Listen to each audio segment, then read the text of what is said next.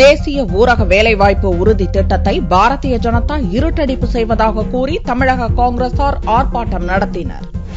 முந்தைய காங்கிரஸ் அரசின் தேசிய ஊரக வேலைவாய்ப்பு உறுதி திட்டத்தை மத்திய அரசு இருட்டடிப்பு செய்யும் வேலையில் ஈடுபட்டுள்ளதாக காங்கிரஸ் குற்றம் சாட்டி வருகிறது. இதற்காக தமிழக காங்கிரஸ் கட்சியினர் சென்னை கலெக்டர் அலுவலகம் முன் செவ்வாயன்று ஆர்ப்பாட்டம் நடத்தினர். ஆர்ப்பாட்டத்தை துவக்கி வைத்த கட்சித் தலைவர் இளங்கோவன் மத்திய அரசின் எண்ணம் நிறைவேறாது என்று கூறினார்.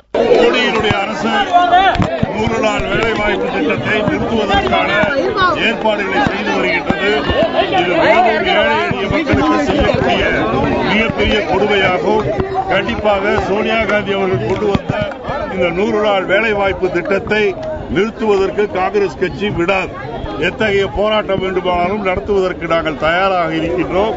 ஏனென்றால் இந்த 100 நாள் வேலைவாய்ப்பு திட்டத்தை ஐநா சபையே புகழ்ந்திருக்கிறது என்பதோடு மட்டுமல்ல, இன்றைக்கு பல நாடுகளில் இந்த திட்டத்தை இந்தியாவை பார்த்து அவர்கள் பின்பற்றுகிறார்கள். மோடி தனது உடைகளை மாற்றுவதில் தான் அதிக கவனம் செலுத்துகிறார் என கூறிய இளங்கோவன், ஏழைகள் அதிகம் வசிக்கும் இந்தியாவின் தலைவர் இவ்வாறு செய்வது அழகல்ல என்றும் தெரிவித்தார்.